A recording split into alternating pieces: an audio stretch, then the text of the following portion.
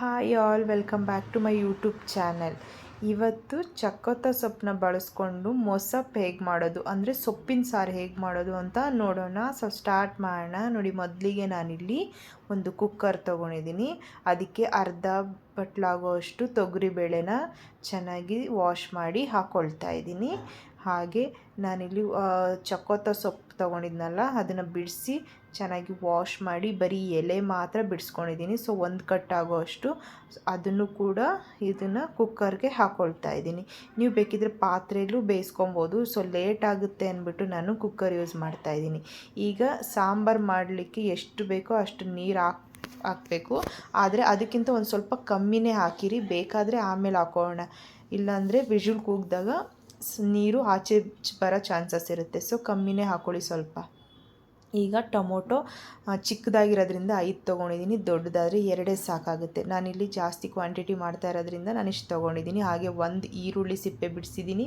ಹಾಗೆ 1 ಬೆಳ್ಳುಳ್ಳಿ ಕೂಡ ಬಿಡಿಸಿದ್ದೀನಿ. ಹಾಗೆ ಖಾರಕ್ಕೆ ಹಸಿಮೆಣ್ಸಿನ್ಕಾಯಿ 10ರಿಂದ 12 ನೀವು ನೋಡ್ಕೊಂಡು ಹಾಕ್ಕೊಳ್ಳಿ. ಹಾಗೆ 1 ಸ್ಪೂನ್ ಆಗುವಷ್ಟು ಜೀರಿಗೆ, ಹಾಗೆ ಸ್ವಲ್ಪ ಮೆಣಸು, ಹಾಗೆ ಸ್ವಲ್ಪ ಎಣ್ಣೆ ಹಾಕ್ಕೊಂಡು 1 ವಿಷಲ್ ಕೂಗಿಸ್ಕೊಬೇಕು. ಸೊ ನೋಡಿ, ಈಗ 1 ವಿಷಲ್ ಕೂಗಿದ್ಮೇಲೆ ತೆಗೆದಿದ್ದೀನಿ ಲಿಡ್ಡು. ಈಗ ಏನು ಮಾಡಬೇಕು, ಬೇಳೆ ಬಿಟ್ಟು ಬೇರೆ ಏನೇನು ಐಟಮ್ ಹಾಕಿದ್ವಲ್ಲ, ಸೊ ಅದನ್ನೆಲ್ಲ ಸೆಪ್ರೇಟ್ ಮಾಡ್ಕೊಬೇಕು. ಇದರಲ್ಲಿ ಬೇಳೆ ಮತ್ತು ನೀರು ಮಾತ್ರನೇ ಇರಬೇಕು ಕುಕ್ಕರಲ್ಲಿ.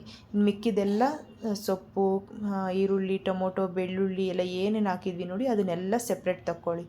ಅದನ್ನು ಒಂದು ಪ್ಲೇಟ್ಗೆ ಹಾಕ್ಕೊಂಡು ಈ ಥರ ಚೆನ್ನಾಗಿ ಆರೋದಕ್ಕೆ ಬಿಟ್ಬಿಡಬೇಕು. ಏಕೆ ಅಂತಂದರೆ ಇದು ಬಿಸಿ ಇರುವಾಗ ರುಬ್ಬೋದಕ್ಕೆ ಕಷ್ಟ ಆಗುತ್ತೆ. ಸೊ ಅದಕ್ಕೆ ಇದು ಚೆನ್ನಾಗಿ ಆರಲಿ ಅಂದ್ಬಿಟ್ಟು ಒಂದು ಪ್ಲೇಟ್ಗೆ ನಾನು ತೆಗೆದಿಟ್ಕೊಳ್ತಾ ಇದ್ದೀನಿ. ನೋಡಿ, ಈಗ ಇದು ಆರಿದ ಮೇಲೆ ನಾನು ಒಂದು ಜಾರ್ ತಗೊಂಡು ಇದನ್ನೆಲ್ಲ ಅದಕ್ಕೆ ಹಾಕ್ಕೊಳ್ತೀನಿ.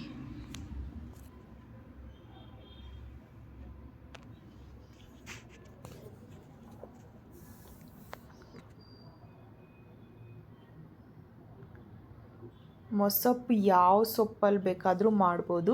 ನಮ್ಮ ಮನೇಲಿ ನಾವು ಚಕ್ಕೊತ್ತ ಸೊಪ್ಪನ್ನೇ ಯೂಸ್ ಮಾಡ್ಕೊಂಡು ಮಾಡಬೇಕು. ಸೊ ಅದಕ್ಕೆ ನಾನು ಚಕ್ಕೊತ್ತ ಸೊಪ್ಪು ತೊಗೊಂಡಿದ್ದೀನಿ. ಈಗ ನೋಡಿ, ಒಂದು 2 ಸ್ಪೂನ್ ಆಗೋಷ್ಟು ಕಾಯಿ ತುರಿ ಹಾಕ್ಕೊಳ್ತಾ ಇದ್ದೀನಿ. ಹಾಗೆ 1 ಸ್ಪೂನ್ ಆಗೋಷ್ಟು ಧನಿಯಾ ಪೌಡರು. ಈಗ ಕ್ಲೋಸ್ ಮಾಡಿ ರುಬ್ಕೊಳ್ಳೋಣ ಚೆನ್ನಾಗಿ ಸ್ಮೂತಾಗಿ.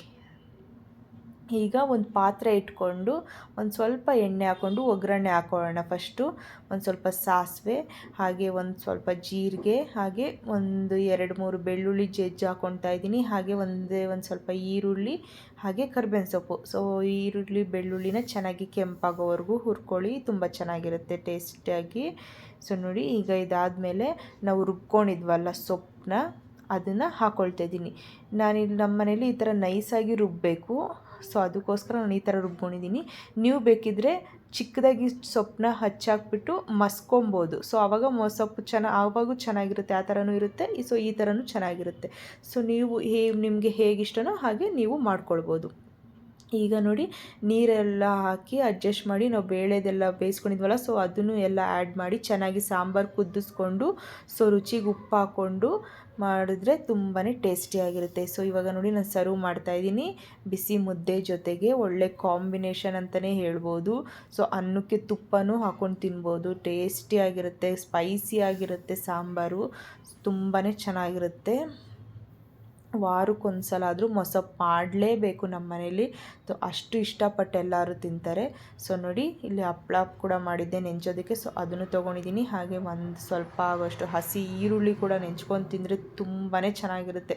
ಸೊ ಎಲ್ಲ ಟ್ರೈ ಮಾಡಿ ರೆಸಿಪಿ ಹೇಗಿತ್ತು ಅಂತ ಕಮೆಂಟ್ ಬಾಕ್ಸಲ್ಲಿ ಕಮೆಂಟ್ ಮಾಡಿ. Thank you.